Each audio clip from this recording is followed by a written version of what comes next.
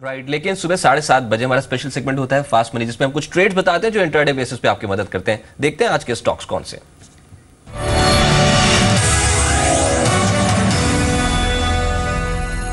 मैंने शुरुआत की है डीएजी स्टॉक्स के साथ। रिलायंस इंफ्रा और रिलायंस कैपिटल में आज के ट्रेड में खरीदारी करने के सलाह एक अच्छी मजबूती देखने को मिल सकती है।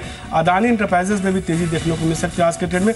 बतौर ईपीएस शेयर आज के लिए मैंने मैक्लोड उतारा है 185 रुपये का, आपको इसमें लक्ष्य रखना होगा। सास्कर में खरीदारी करने की सलाह होगी, 308 रुपये का टारगेट होगा। इसके अलावा एडीजी स्टॉक्स एक और होगा रिलायंस कम्युनिकेशन, जिसमें कि आज के ट्रेड में मजबूती देखने को मिल सकती है। होजरी प्रोडक्ट से जुड़े स्टॉक्स में कल तेजी थी। मैक्सिमम इंडस्ट्रीज में दाव लगा रहा हूँ मैं, 41.50 का लक्ष्य रखना होगा। आईजीएल और सीईएससी में भी आज के ट्रेड में बढ़त देखने को मिल सकती है।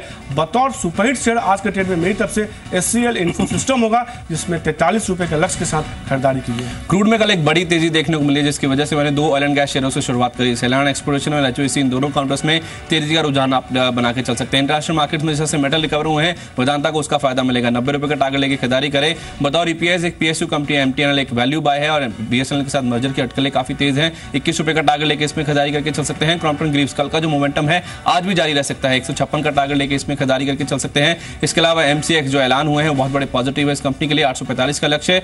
बीएचईएल रेटिंग काटी गई और वैसे भी एक तरफा तेजी हुई है, फंडामेंटल कोई भी बदलाव नहीं हुए हैं। बिकवाली करके चल सकते हैं। 105 का टारगेट। ग्रीन प्राइस इंडस्ट्रीज को लेकर अच्छी खबरें आई है। बालकृष्ण में जो डिविडेंड का अनाउंसमेंट है उसकी वजह से तेजी देखने को मिल सकती है। और बतौर सुपरहिट मैंने एनआईआईटी को शामिल किया। एजुकेशन स्पेस की कंपनी है, मिड कैप आईटी में अच्छा रनअप हो चुका है। अब शायद एजुकेशन स्पेस की बारी हो सकती है। 90 रुपये का टारगेट लेके इसमें खरीदारी करके चले।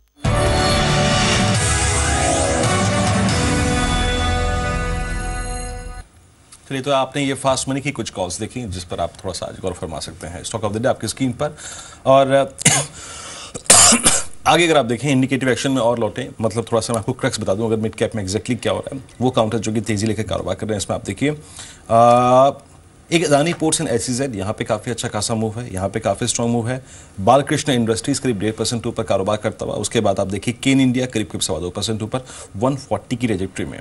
केन इंडिया पे मानस अभी आप क्या करेंगे, क्योंकि इसने 3 महीने से अपने बेस को वॉलेट नहीं किया। क्रूड की स्टोरी हालांकि अगर आप देखें बहुत सारे मल्टीपल व्यूज हैं, कोई 25 की बात कर रहा है, कोई 40 की बात कर रहा है, कोई 50 की बात कर रहा है, लेकिन चार्टिकली आप क्या कर रहे हैं यहाँ पर?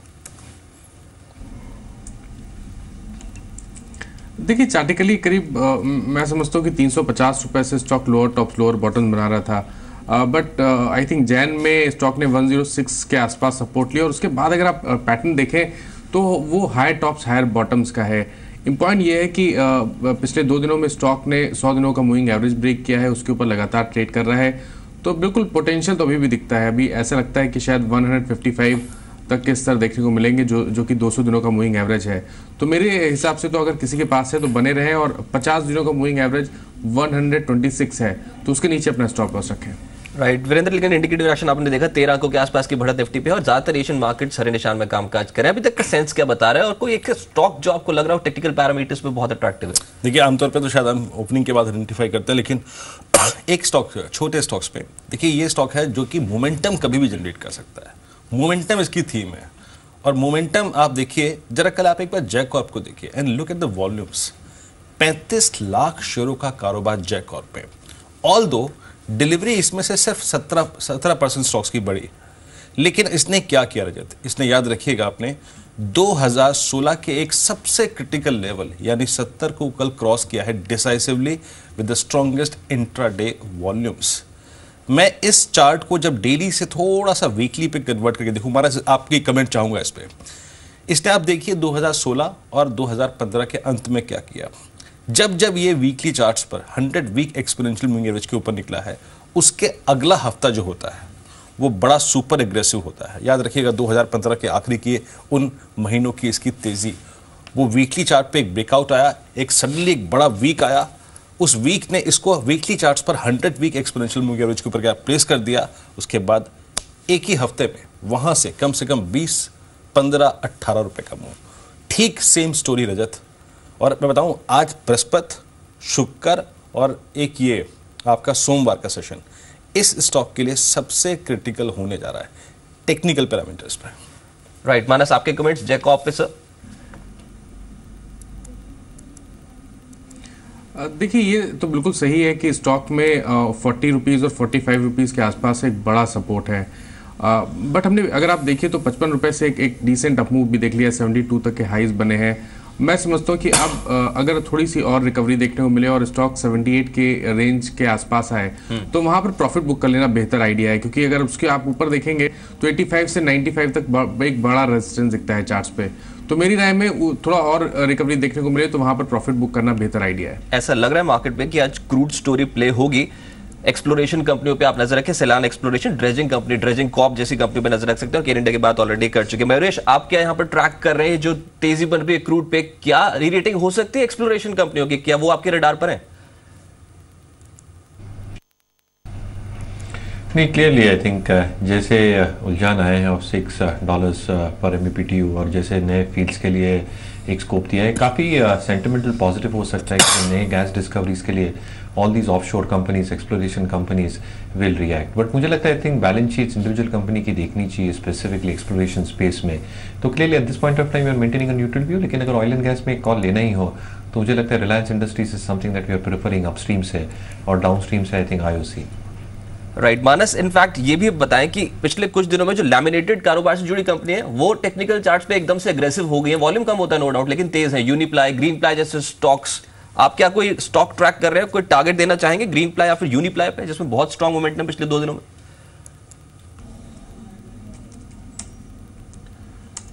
देखिए यूनिप्लाई में ज़रूर हमें कल बड़ा ही एग्रेसिव वॉल्यूम भी देखने को मिला, और सबसे इम्पॉर्टेंट ये है कि पिछले 10-12 ट्रेडिंग सेशन में देखिए तो 200 दिनों का मूविंग एवरेज एक इम्पॉर्टेंट सपोर्ट प्ले कर रहा है। कल जब स्टॉक ने 100 दिनों का मूविंग एवरेज ब्रेक किया और वहाँ पर वॉल्यूम्स आए तो उसको देख के तो ऐसा लगता है कि स्टॉक में अभी भी पोटेंशियल है 178-180 के लेवल्स को टेस्ट करने का। हालांकि ये एक इलिक्विड काउंटर है, इसलिए मैं समझता हूँ कि छोटा प्रॉफिट बुक करना बेहतर रहेगा, बड़े मूव की उम्मीद ना करें। फिलहाल के लिए एक स्ट्रिक्ट स्टॉप लॉस 130 का स्टॉक पे जरूर लगाएं। जी चलिए, इस बीच थोड़ा सा इंडिकेटिव एक्शन का इम्पैक्ट निफ्टी पर और निफ्टी के स्टॉक्स पर क्या है उसको देखते हैं। निफ्टी करीब 13 अंक ऊपर है और जिन स्टॉक्स में तेजी है उसमें केयर इंडिया सबसे ऊपर है कमोडिटी स्टॉक्स में, और दूसरे पायदान पर जो स्टॉक उड़ा है वो है ONGC, यानी ONGC और केन यानी अपस्ट्रीम कंपनियों का आज सेशन हो सकता है। और तीसरा स्टॉक वेदांता, यहाँ पर तेजी है। तो मेटल्स एक बार फिर से अगर आप देखिए सेंटर ऑफ अट्रैक्शन है। टाटा स्टील लगभग 1/4% ऊपर, लेकिन फिर भी 296 के स्तर पर। आप इस स्टॉक से, टाटा स्टील से, जो इसने कल सेकेंड हाफ में किया वो क्रेडिट नहीं ले सकते आप। कल इसने पूरे बाजार को पिछाड़ते हुए सेकेंड हाफ में शानदार पुलबैक दिया। मयूरेश, मेटल्स में क्या पिक करना चाहेंगे आप? टाटा स्टील, हिंडाल्को, वेदांता, फेरेस, नॉन फेरेस में कुछ डिस्ट्रीब्यूट करके चॉइस करना चाहेंगे आप? नहीं, अगर हम परफॉर्मेंस देखें तो यस आई थिंक मूव काफ़ी अच्छी हुई है, लेकिन विद इन दिस पैक मुझे लगता है हिंसिंग एक बहुत अच्छा विकल्प होगा। जैसे हमने वॉल्यूम ग्रोथ देखी है, मुझे लगता है I think volume growth can still continue, और जैसे मैनेजमेंट ने कहा है जो इनकी माइनिंग एक्टिविटीज़ चल रही है, I think the volume growth can still be maintain in excess of 16 to 18%। Cash rich balance sheet है, डिविडेंड यील्ड अच्छा है, मुझे लगता है आई थिंक हिंसिंग एक अच्छा विकल्प होगा, लेकिन डिक्लाइंस में। राइट और एजुकेशन स्टॉक्स पे जरूर नजर रखिए। आज एप्टेक का इंडिकेटिव एक्शन पॉजिटिव है। जीलर्न और साथ साथ NIT, ये कुछ ऐसे स्टॉक्स होने चाहिए आपके रडार पर जो शुरुआती सत्र में एटलीस्ट बाजार तेज खुले तो यहाँ पर प्रॉफिट कमाने का मौका दें।